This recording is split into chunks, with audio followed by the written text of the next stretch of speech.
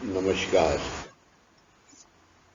उम्मीद रखता हूँ कि आपको मार्च महीने का तत्वबोध आपने पढ़ा होगा और उसके हिसाब से आपने कुछ अपना कार्यक्रम पूजा पाठ में उसके बताए हुए कार्य को शामिल किया होगा।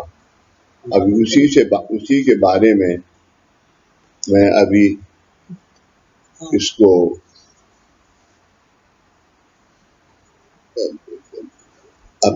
मई महीने का तत्वबोध आपको दे रहा हूँ। ये दादा की चौथी सेमिनार में से लिया हुआ है। एक एक शब्द इसके अंदर दादा का है, तो आप इसे अच्छे से सुने। दिल्ली, ये शब्द उच्चारित किया यानी ये शब्द अगर हमने बोला तो वह शब्द तुरंत आपके पास पहुंचता है। ये सेमिनार में बैठे हुए दादा कह रहे हैं। मतलब जब आपका माध्यम ओंकार साधना द्वारा सिद्ध है, तब अगर कार्य के लिए मैं यहाँ पूना से, कार्यार्थ यानी कोई दिल्ली में कार्य करने के लिए पूना से आपको कोई संदेश भेजता हूं, तो वह संदेश आपके पास तुरंत पहुंचता है। आप भौतिक रूप से मेरे से कितनी भी दूरी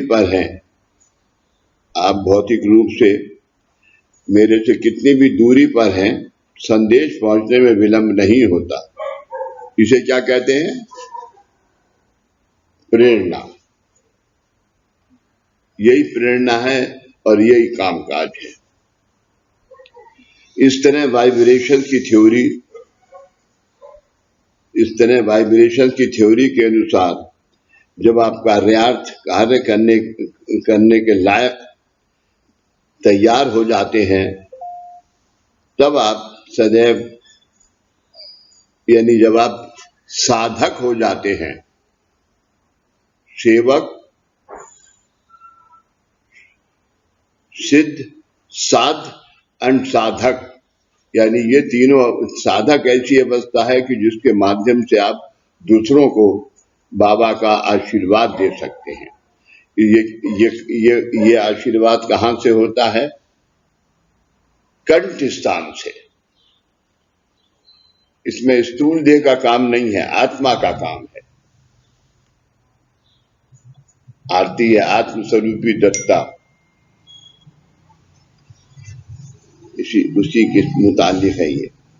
इस तरह वाइब्रेशन की थ्योरी के अनुसार जब आप कार्यार्थ तैयार हो जाते हैं, तब आप सदैव दादा के पास होते हैं और दादा आपके पास होते हैं।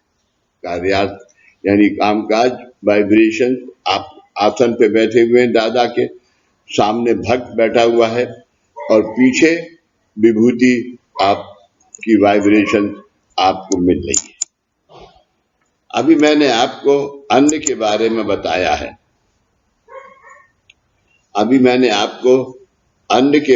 बताया है। क्या आपको उसके बारे में कुछ अनुभव आया? ये सेमिनार में भक्तों से पूछ रहे हैं दादा। भक्तों ने जवाब दिया, हाँ, अब हमें कम अन्न लगता है।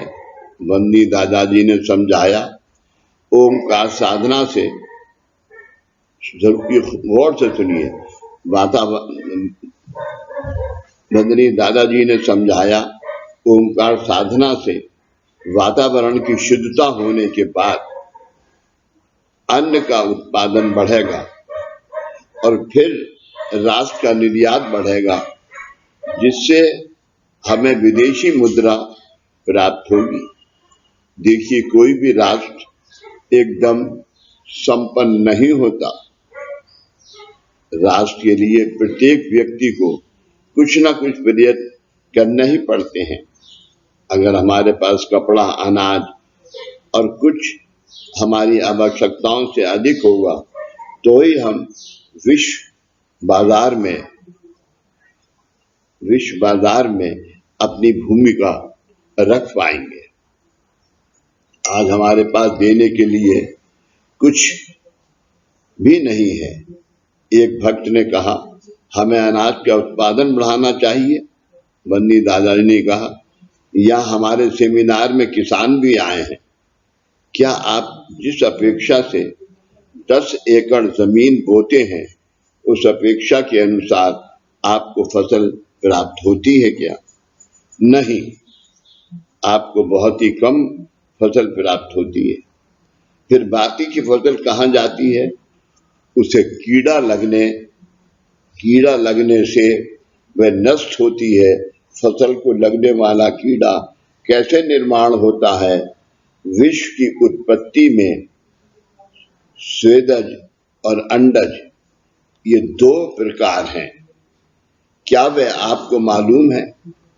स्वेदज और अंडज यानी वो एक मुर्गी और अंडा, इस सूरत से आपको मालूम है मानव जीवात्मा है। वातावरण में जो दूसरे जीव निर्माण होते हैं वह कैसे निर्माण होते हैं? यानी ऐसे जीव जो कि आपको कष्ट देते हैं वातावरण की अशुद्धता के कारण। अब तक आप अपनी फसल के लिए केवल गाय का गोबर ही खाद करके इस्तेमाल करते थे, जिसके कारण फसल का संरक्षण होता था। अब वातावरण में अशुद्धता निर्माण हुई है। जब एक शुद्ध तत्व और दूसरा अशुद्ध तत्व होता है तब पॉजिटिव और नेगेटिव एक होने से हानिकारक जीव निर्माण होता है। जैसे आज का वायरस। अगर आपने कृषि संशोधन के बारे में पढ़ा है, अगर आपने कृषि संशोधन चेंज के बारे में पढ़ा है, तो आपको ये समझ आएगा कि 10 साल पहले आप फसल के संरक्षण के लिए जो दवाई छिड़कते थे वह रोग अब अस्तित्व में ही नहीं है। अब नए जंतुओं के कारण नए रोग निर्माण हुए हैं। आज की तकलीफ के लिए हम रिसर्च करते हैं और उससे हम दूसरी अशुद्धता पैदा करते हैं। आप कितना संशोधन करोगे? आप कितना संशोधन करोगे? सूर्य प्रकाश से सप्तरंग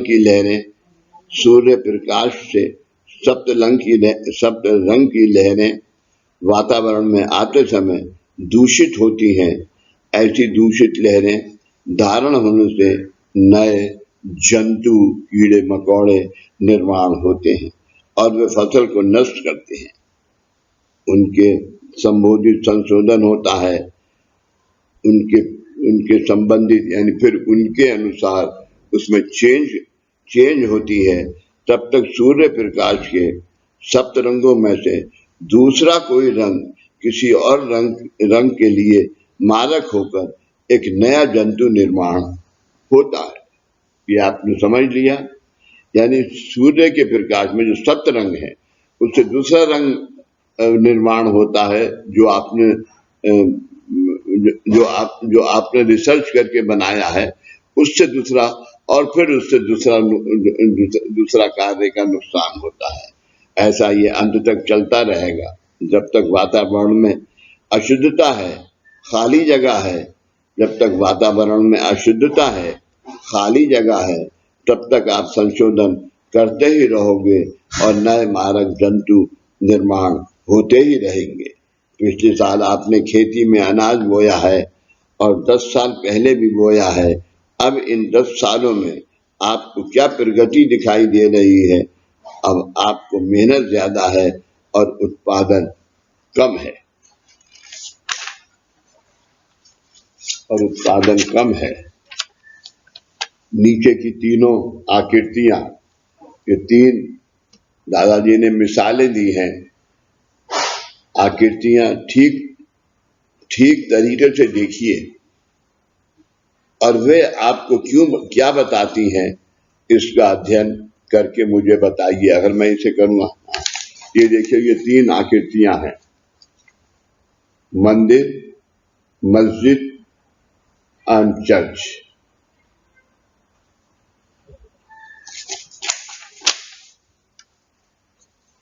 हिंदू, मुस्लिम और क्रिश्चियन धर्म मंदिरों पर ये प्रतीक दिखाई देते हैं।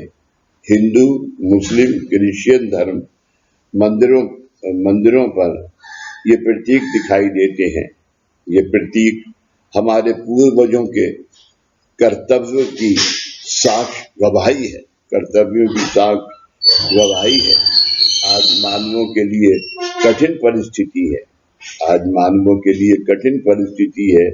हमारे हमारे ज्ञानी पूर्वजों को इस परिस्थिति का पहले से ही अंदाजा था, इसलिए उन्होंने हमारे लिए मंदिर, मस्जिद और चर्च के रूप में इस कठिन परिस्थिति का मुकाबला करने की कार्य योजना बनाई थी, जिससे कि आज हम जिंदा हैं।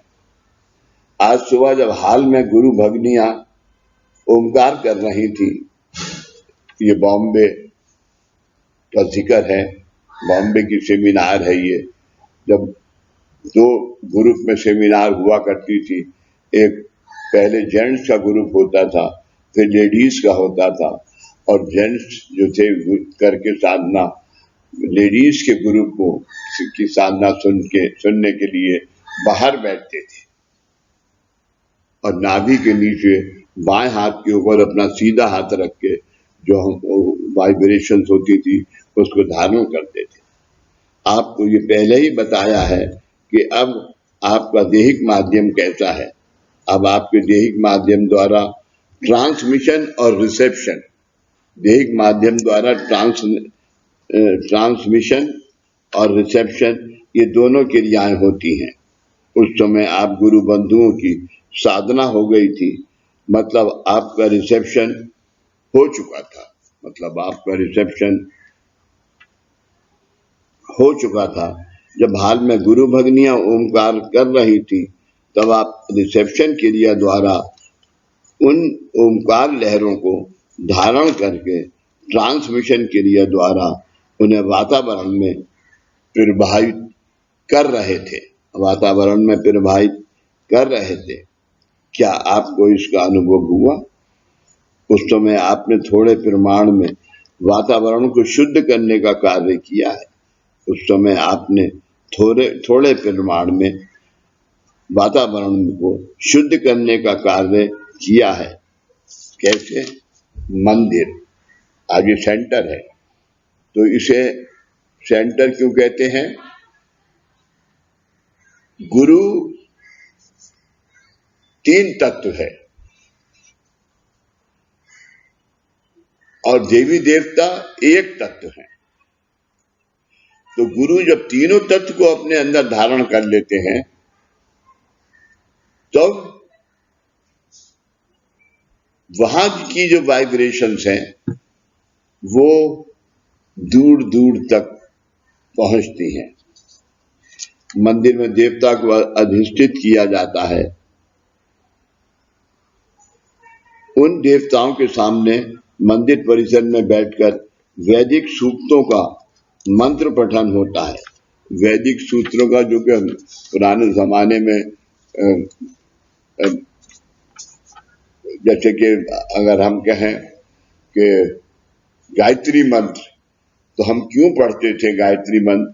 आज उसका हम जनेऊ बदलते तब हम गायत्री मंत्र करते थे, लेकिन आज उसका दूसरा अर्थ हो गया है।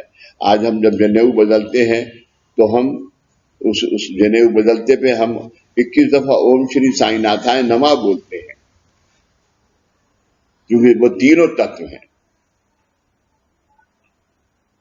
दत्त, वो नाथ, दत्त पंथ इज द एनर्जी, जो वहां जो ब्रह्मांड के अंदर जो शक्ति है वो एनर्जी।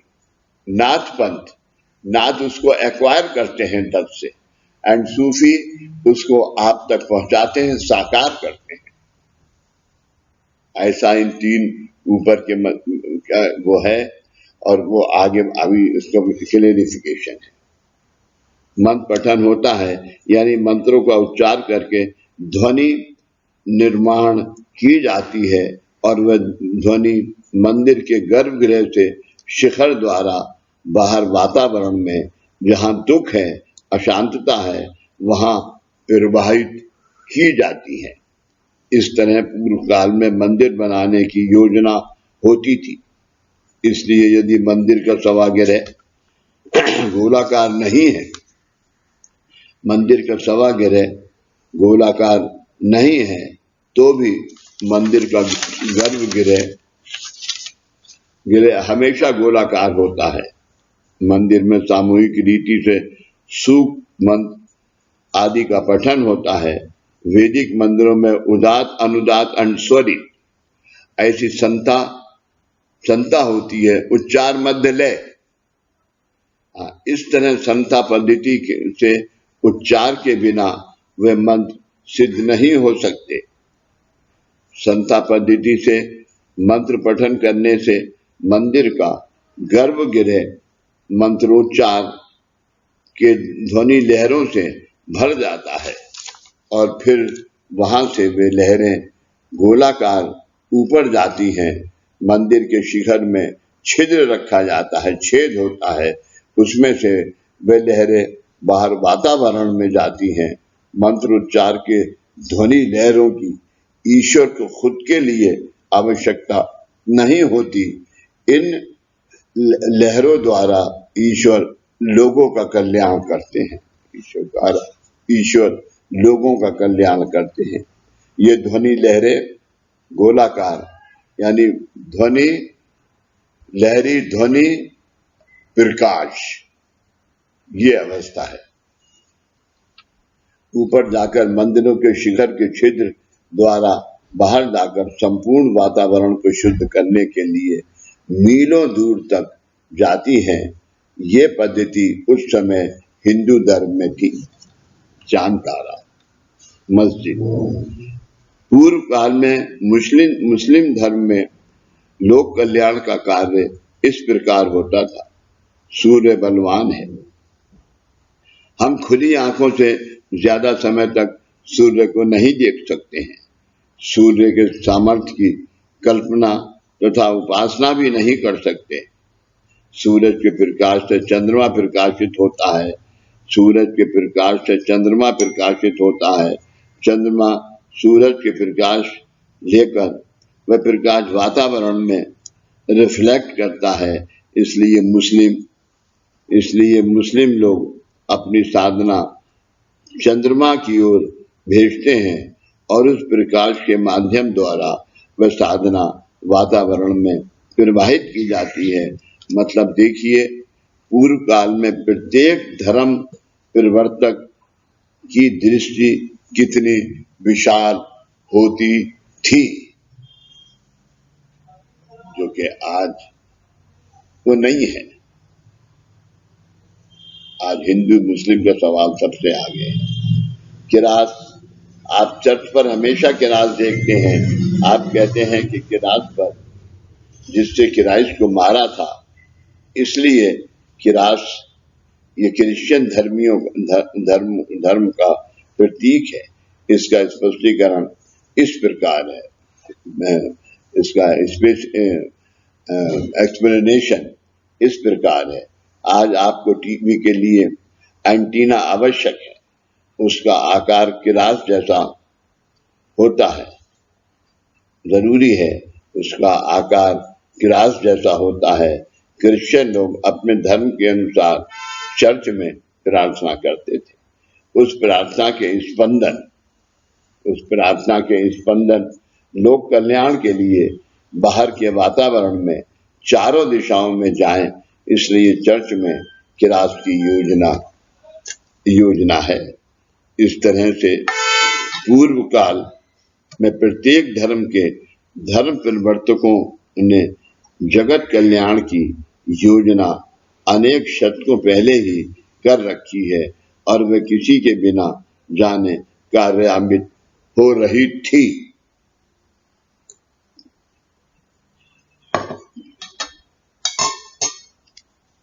आज धर्म स्थानों द्वारा वातावरण के शुद्धिकरण का कार्य नहीं हो रहा है। आज धर्म स्थानों द्वारा वातावरण के शुद्धिकरण का कार्य नहीं हो रहा है। ऐसा क्यों? यहाँ गोवा में ही देखिए, अनेक मंदिर हैं और वहाँ के उपाध्याय दिन के 24 घंटे व्यस्त है। सॉरी,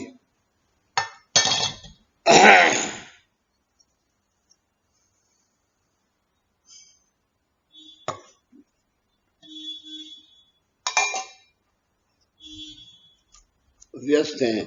ऐसा लगता है कि वे देवता के लिए कितने अभिषेक करते हैं, परंतु क्या उनका एक भी अभिषेक देवता के लिए पर्याप्त होता है? नहीं। नहीं, मतलब दिन भर में या संपूर्ण साल में भी मंदिर में देवता के प्रत्यक्ष एक भी अभिषेक नहीं हो रहा है। फिर अभिषेक किसके लिए होते हैं? किसी लड़की की शादी नहीं हो रही थी, वह हो गई, इसलिए अभिषेक होता है। किसी का लड़का इम्तिहान में फेल हो रहा था, वह पास हो गया, इसलिए अभिषेक होता है। मतलब लोगों को कर्म परत में दुख होते हैं, उन कर्मों के शानार्थ खत्म होने से आज मंदिरों में अभिषेक किए जाते हैं। इसलिए आज देवालयों में देवत, आज मंदिरों के अंदर देवत देवी देवताओं की शक्ति नहीं रही है। आज देवालयों में 99% विधि लोगों के कर्म शालनार्थ, कर्म को खत्म करने के लिए किए जाते हैं, और इसलिए मंदिरों द्वारा वातावरण की शुद्धिकरण का कार्य नहीं हो रहा है। अभी आप कहेंगे कि ये आपके यहाँ क्या होता है, लेकिन हमारी यहाँ आज आरती किसने लिखी है दत्त के लिए? पंत महाराज जी ने। पंत महाराज जी सबसे छोटी उम्र में उन्होंने 1008 आरतियां पंथ लहरी करके लिखी दत्त के लिए। तो दत्त महाराज प्रसन्न हो गए और सामने आके खड़े हुए और उन्होंने कहा कि मांग क्या मांगता है? तो उन्होंने क्या, मुझे कुछ नहीं मांगना है, आज जो कुछ भी मैंने किया है आपके लिए उससे दुनिया का उद्धार हो, ये मांगता हूं। तो दत्त महाराज पंत महाराज के शरीर में प्रवेश कर गए। आज अगर आप बाराकुंदरी में जाके देखें उनके मंदिर में, तो एक ऐसी मूर्ति है जिसके अंदर के दत्त और पंत महाराज एक बच्चा बन के रह गए हैं, क्योंकि वो तीनों ब्रह्मा विष्णु महेश उनके शरीर में प्रवेश कर गए थे। और उसका अभिषेक कोई आदमी नहीं करता, वहां का पुजारी उसका अभिषेक करता है। वही पंत महाराज का यहाँ से हिसाब है। आज जो वातावरण की विशुद्धता है, उसका विसर्जन पंत महाराज के स्थान पे होता है। 5 दफा आरती होती है, पालकी निकलती है, ये सब कार्य होता है।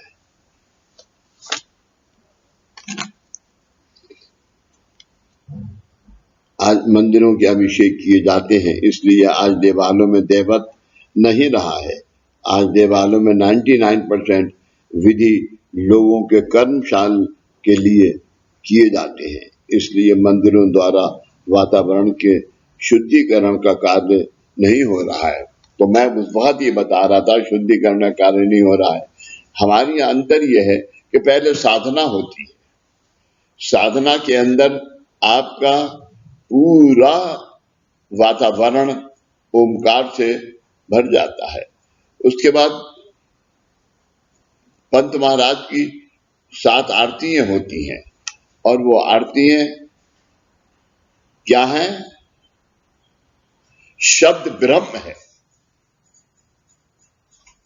एक एक आरती के का जो शब्द है वो ब्रह्म है, वैसा होना ही है। ये निराकरण सिद्ध किया है दादा ने इस सूरत से, आरती और इस साधना से। फिर ओमकार साधना आरती के बाद कामकाज शुरू किया जाता है। लेकिन जब कामकाज होता है तो एक वीड़ा लगाया जाता है, जो एक नारियल होता है, उसके अंदर, उस नारियल के अंदर 5 तत्व होते हैं: नाभि, हृदय, कंठ, ललाट एंड ब्रह्मरंध्र। इन्हीं 5 कोशों को बाबा और दादा ने दीक्षा दी हुई है। 5 दीक्षाएं हैं: अनुग्रह दीक्षा, उपासना दीक्षा, गुरु दीक्षा, नामस्मरण दीक्षा एंड कारण दीक्षा। कारण दीक्षा आपका जन्म किस लिए हुआ है, उससे आपको क्या करना है। आपके जन्म की उत्पत्ति इसी जन्म में आपको मिलती है, वो दूसरों के लिए है। ये मार्ग हर एक आदमी, हर एक भक्त दूसरों के लिए अगर करता जाएगा तो दुनिया में शांति हो जाएगी और शायद होने वाली है। अभिषेक किए जाते हैं। आज देवालयों में देवत नहीं रहा है। आज देवालयों में 99% विधि लोगों के कार्य, आज जो कामकाज यहाँ होता है उसके अंदर छोटा सा दान, ₹1.25 का दान, 8 आने का दान, ये दान आज दिए जाते हैं। और वो किसे दिए जाते हैं? देवत को नहीं, फकीर को। जो फकीर सड़क पे भीख मांग रहा है उसको देना होता है। वो क्या कहता है? अल्लाह तेरा भला करे, जिसने दिया मुझे लोहे का पैसा, खुदा मालिक उसे दे सोने का पैसा। क्योंकि उसकी, अगर 4 आदमियों ने उसे ₹1.25 दिया तो आज का भोजन उसका हो गया। इतना बड़ा कामकाज के माध्यम से इतना बड़ा साधन है। और दूसरा, एक सबसे बड़ी बात आपसे ये कहनी है कि जो फकीर है उसका कर्म आपके कर्म से अच्छा है, क्योंकि वो आपके उस कर्म के विमोचन का दान ले सकता है। लेकिन जो वीड़ा लगाया है वो क्या है? ये 5 कोशों के अंदर जो विशुद्धता है, अशुद्धता है, उसको, उसका निवारण के लिए वो नारियल है। 2 पान के पत्ते, इन आपका एक पिछला जन्म और एक ही प्रेजेंट जन्म, इन दोनों जन्म में जो डिफरेंस है वो कितना है? सुपारी आपकी आत्मा है। और एक जमाने में जब दादा कामकाज करते थे तो ₹1.25 गुरु दक्षिणा होती थी, फिर ₹5.25 हुई, और अब बहुत ज्यादा महंगाई हो गई है मोदी साहब के जमाने में, तो ₹11 कामकाज हो गए हैं। इसलिए आज देवालयों में देवत नहीं रहा है। आज देवालयों में 99% विधि लोगों के कर्मशालार्थ किए जाते हैं, और इसलिए मंदिरों द्वारा वातावरण के शुद्धिकरण का कार्य नहीं हो रहा है। वातावरण के शुद्धिकरण का कार्य नहीं हो रहा है। प्रत्येक व्यक्ति ने कर्म परत में जन्म लिया है। उस कर्म का शालन करने का माध्यम वह व्यक्ति खुद होता है। परंतु आज ऐसी परिस्थिति है कि अगर मुंह में पेड़ा रख दिया तो वह पेड़ा अंदर धकेलने का कार्य भी दूसरों के से करवाते हैं। आज कौन से देवालय में देवता के प्रियार्थ, अभिषेक या अन्य कोई विधि किया जाता है? कहीं भी नहीं। इसलिए देवी देवताओं के हित संबंध से मुक्त करने के लिए मैंने आपको इसलिए देवी देवताओं के हित संबंध से, आपको हित संबंध से मुक्त करने के लिए मैंने आपको कारण दीक्षा देकर प्रार्थना दी है। क्या गलत है? कारण दीक्षा मुक्त करने के लिए, यानी आज आपके जन्म का कारण क्या है उसको उदित करने के लिए आपको कारण दीक्षा है, और आपकी आत्मा जो कि वही है उसको कारण दीक्षा, उसको गुरु दीक्षा का लाभ है। वो कारण दीक्षा के संदर्भ की प्रार्थना, मैं, अपना पूरा नाम है कि मैं विजय कुमार वर्मा श्री सद्गुरु चरणों में ऐसी प्रार्थना करता हूं कि मुझे प्राप्त हुआ जीवन साधक सिद्ध और साध आदि अवस्था तक जाए। साधक मैंने बताया कि ये हो गया, लेकिन अगला जन्म जो है वो साध आदि अवस्थाओं तक जाए, ऐसा मेरा हर जन्म के अंदर कारण दीक्षा लेके मैं पैदा हूं। मेरे प्राप्त जन्म में मेरे जो कर्म ऋणानुबंध मुझे साधक सिद्ध ये अवस्थाएं प्राप्त होने में अनेक जन्मों तक रुकावटें निर्माण करते हैं। आईपैड करते हैं। ऐसे उन ऋणानुबंधों की परंपरा आपने कृपाबंध होकर मुझे क्रमशः उपासना दीक्षा, नामस्मरण दीक्षा, अनुग्रह दीक्षा, गुरु दीक्षा और कारण दीक्षा आदि का लाभ करा के विमोचन की है। इसलिए आज मैं अपने जीवन में सुलभता से आदि भौतिक, आदि दैविक और आध्यात्मिक, आदि सुलभता से आदि भौतिक जो पुराने जमाने में रीति रिवाज थे, आदि दैविक और जो पुराने जमाने के देवी देवता के थे, और आध्यात्मिक जो आध्यात्मिक रीति रिवाज थे, इन अवस्थाओं का लाभ प्राप्त कर सका हूं। इसके आगे मेरे जीवन में कृपा आशीर्वाद की निरंतर अवस्था यानी निरंजन अवस्था का अनुभव मुझे मेरे इसी जन्म में अपनी काया वाचा मन से हो, ऐसी प्रार्थना मैं आपके चरणों में कर रहा हूं। शुभम भक्त।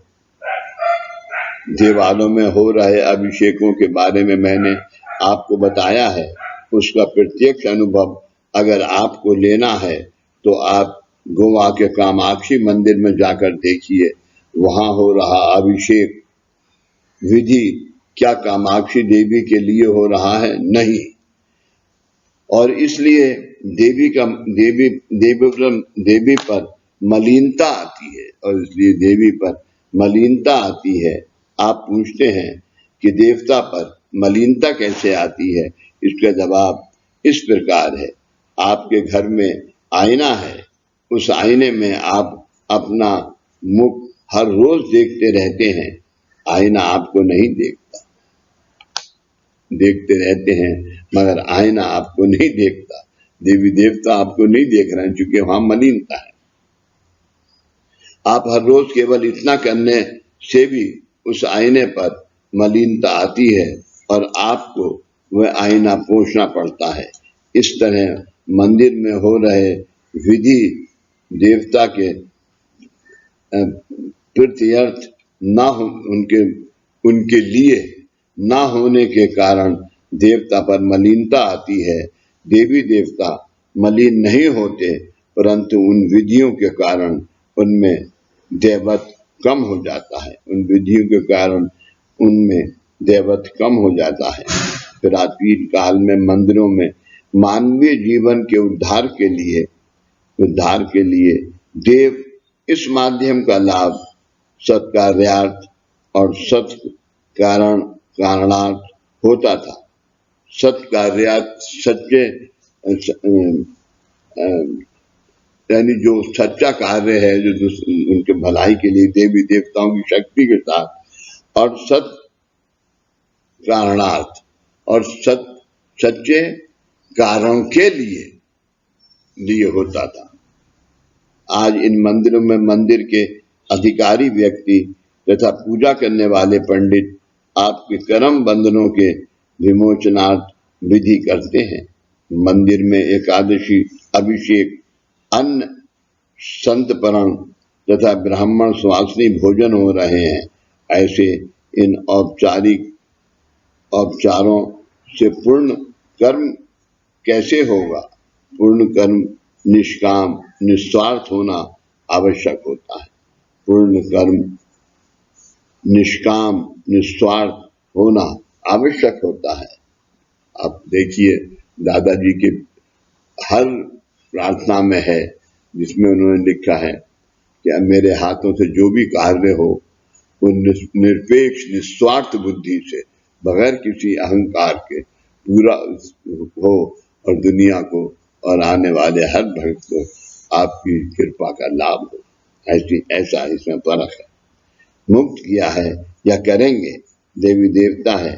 देवता ने मुझे फलाने कर्म बंधन से तथा दुख से मुक्त किया है या करेंगे, इस विचार से अगर आप लघु रुद्र या महारुद्र जैसे विधि कर रहे हैं तो वह पाप है, तो आपके लिए वह पाप है। अगर आप देवी देवताओं का आदर नहीं कर सकते तो अज्ञान से उनका अनादर मत कीजिए।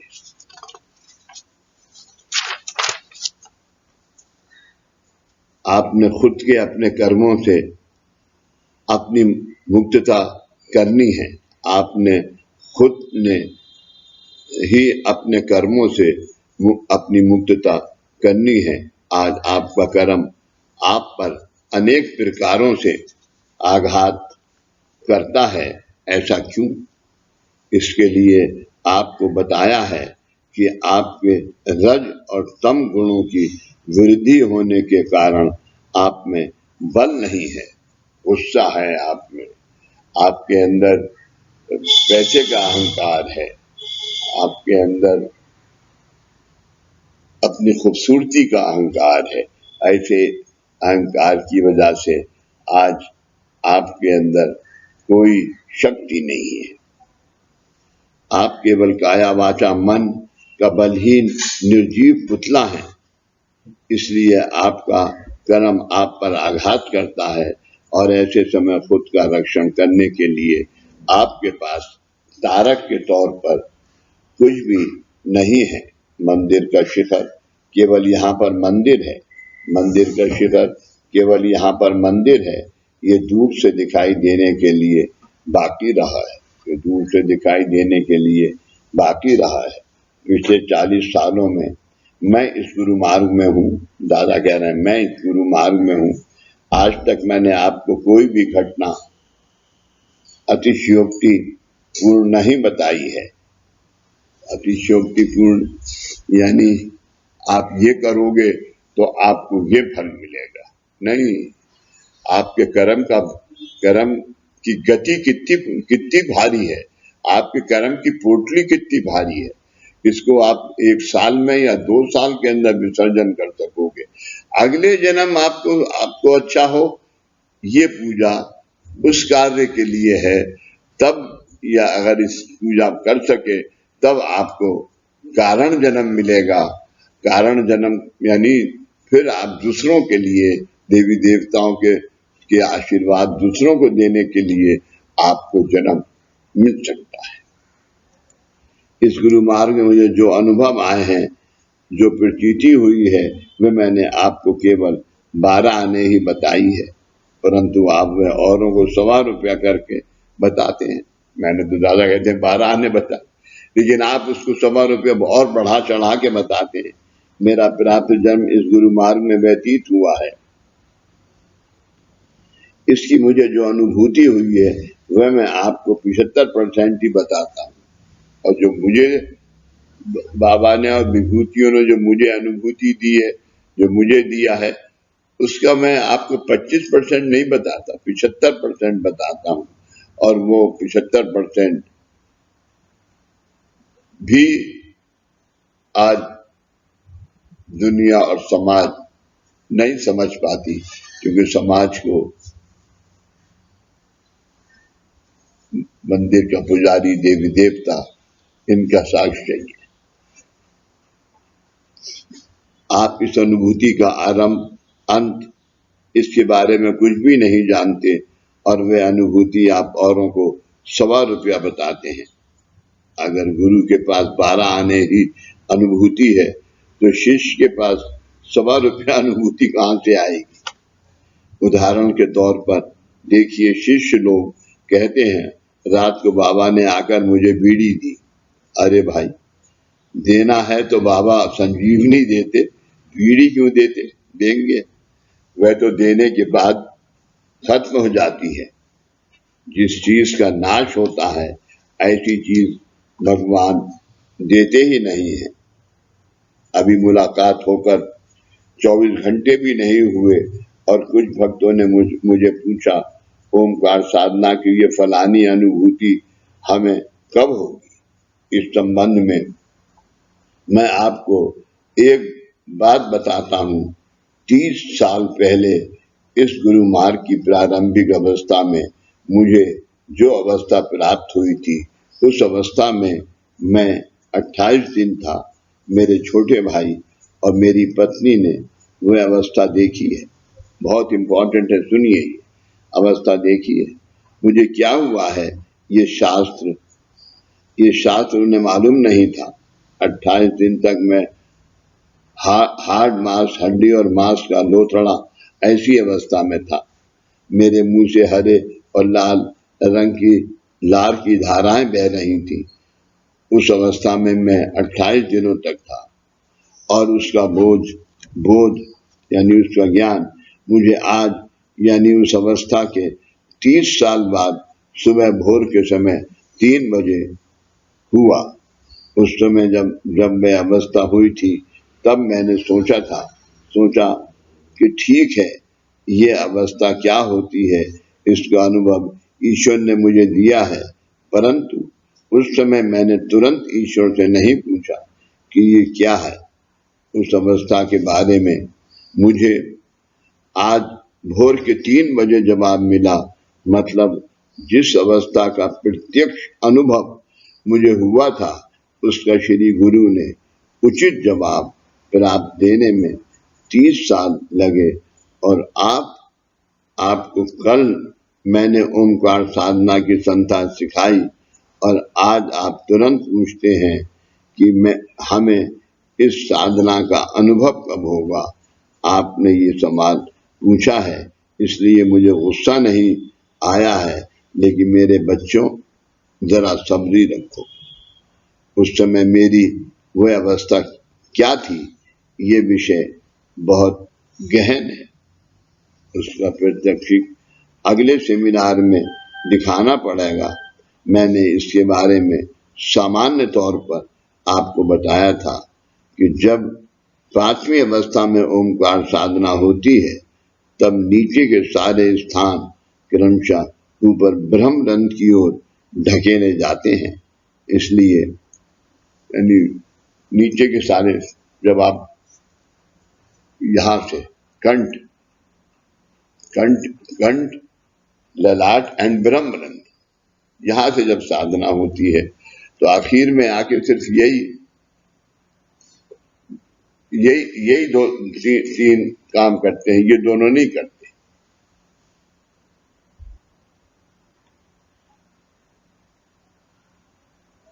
आपका कल मैंने ओमकार साधना की संथा सिखाई और आज आप तुरंत पूछते हैं कि हमें इस साधना का अनुभव कब होगा। आपने ये सवाल पूछा है, इसलिए मुझे गुस्सा नहीं आया है, लेकिन मेरे बच्चों, जरा सब्री रखो। उस समय मेरी ये अवस्था क्या थी, ये विषय बहुत गहन है। उस समय मेरी ये अवस्था क्या थी, ये विषय बहुत गहन है। उसका प्रत्यक्ष अगले सेमिनार में दिखाना पड़ेगा। मैंने इसके बारे में सामान्य तौर पर आपको बताया था कि जब 5वीं अवस्था में ओमकार साधना होती है, आपको बताया था जब 5वीं अवस्था में ओमकार साधना होती है, तब नीचे के सारे स्थान क्रमशः ऊपर ब्रह्मरंध्र की ओर ढकेले जाते हैं। आखिर में अन्नमय कोश ब्रह्मरंध्र में आता है और ब्रह्मरंध्र कमल जैसे विकसित होकर उसमें से अमृत का स्त्राव होने लगता है। ऐसे समय पर योगी को अन्न और पानी की जरूरत महसूस नहीं होती। अमृत की केवल एक ही बूंद योगी को अन्न करके 1 साल के लिए पर्याप्त होती है। ये किताबों में वर्णन की हुई अवस्था नहीं है। मैंने प्रत्यक्ष 28 दिनों तक इस अवस्था का अनुभव किया है। उन दिनों में मेरा अन्न और पानी से कुछ भी संबंध नहीं था, फिर भी मेरी मृत्यु नहीं हुई। मैं अधिक तेज पुंज हुआ। ब्रह्म स्थान की विकसित होने की क्रिया समाप्त हुई, यानी इस पंच भौतिक देह की धारणा पूर्णता ईश्वर में करके, यानी विकसित करके ब्रह्म स्थान का वह फूल फिर से बंद हो जाता है। वह फूल फिर से बंद हो जाता है और तब संपूर्ण त्रिभुवन पर आपकी हुकूमत स्थापित होती है। अमृत का स्वाद कैसा होता है? हम ईश्वर से कहते हैं कि आपका नाम अमृत से भी मीठा मधुर है, लेकिन अमृत प्रत्यक्ष में अत्यंत कड़वा होता है। समुद्र मंथन के बाद जब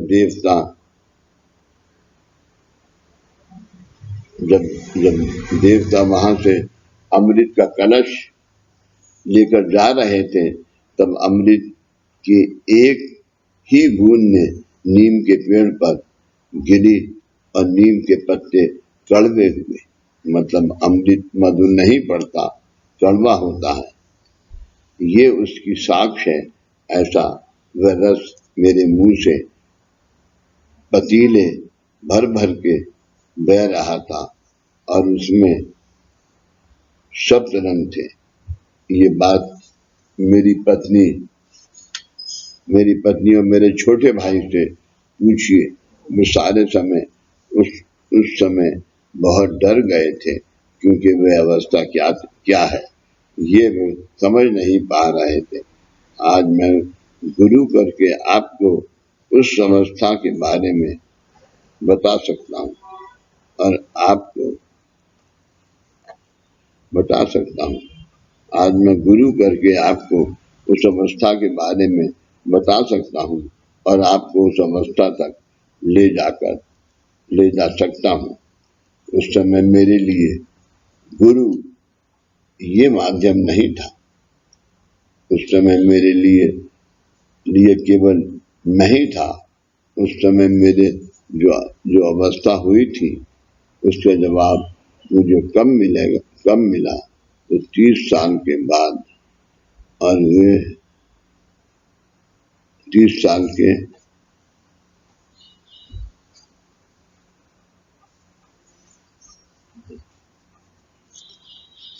ये मेरी पत्नी और मेरे छोटे भाई से पूछिए। वे सारे उस समय बहुत डर गए थे, क्योंकि वे अवस्था क्या है ये वे समझ नहीं पा रहे थे। आज मैं गुरु करके आपको उस अवस्था के बारे में बता सकता हूँ और आपको उस अवस्था तक ले जा सकता हूँ। उस समय मेरे लिए गुरु ये माध्यम नहीं था। उस समय मेरे लिए गुरु ये माध्यम नहीं था। उस समय मेरे लिए केवल मैं ही था। उस समय मेरी जो अवस्था हुई थी उसका जवाब मुझे कब मिला तो 30 साल बाद। आज भोर के 3 बजे। मतलब ओमकार साधना की साधन सीमा क्या है?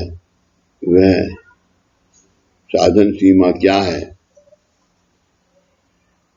30 साल बाद आज भोर के 3 बजे, मतलब ओमकार साधना की साधन सीमा क्या है ये आप सोचिए। मुझे उस अवस्था से बाहर आने के लिए 28 दिन लगे और उसका जवाब मिलने में 30 साल लगे। तो आपको ओमकार साधना का अनुभव आने में कितने दिन लगेंगे इसका विचार कीजिए। शुभम भक्त। अभी आपने ये सुना, मुझे लगता है कि आज की स्थिति में इससे एप्रोप्रिएट कोई और रास्ता नहीं है, और उसके लिए हाथ जोड़ के मेरी विनती है कि आप सब गुरु बंधु अगर सामूहिक साधना करें तो बहुत अच्छा है, और ना भी कर सकें तो अगर हर आदमी भी ये ओंकार साधना करेगा तो इस कोरोना वायरस से जल्दी वातावरण शुद्ध होगा, और हो सकता है कि गुरु की कृपा ऐसी हो कि कोई ऐसी इसके लिए जो पुरानी दवाइयां हैं वही काम करें, और जो कर रही हैं तो खैर ऐसा मेरी आप सबसे प्रार्थना है। लॉकडाउन चल रहा है, सेंटर तक आना मुश्किल है, मगर साधना अगर घर के पांच आदमी साधना करेंगे तो उसका लाभ 200 आदमियों को जरूर होगा, शायद ज्यादा को भी हो, और उस लाभ से अब दुनिया को शांति मिलेगी।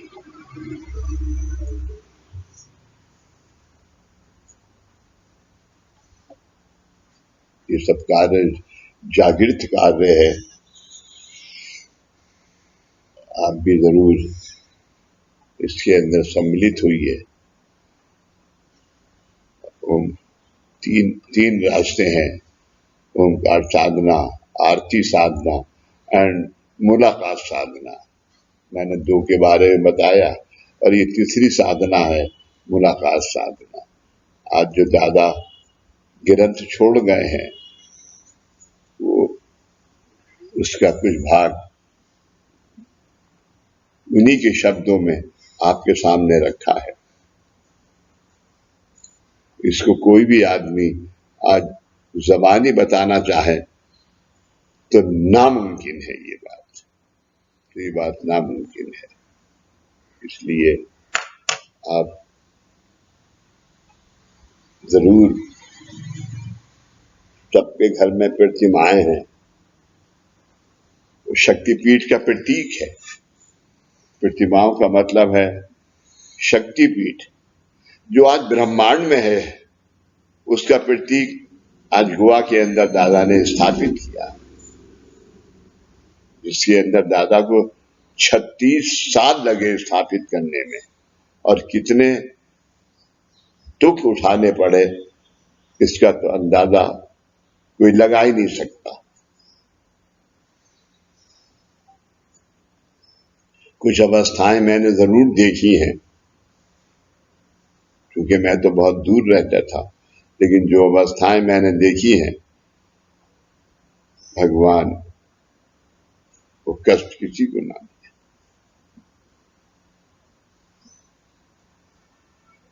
इसलिए ये कार्य, ये संस्था मानव कल्याण, इसका नाम मानव कल्याण है।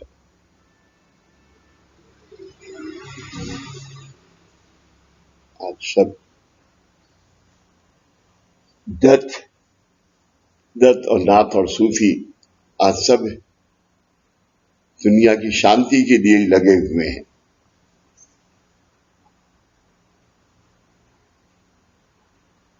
तो आप ओंकार साधना जरूर कीजिए, भगवान आपका भला करें। साईं बाबा कहते थे, राम जी आपका भला करें, अल्लाह मालिक आगे बढ़िए। नमस्कार।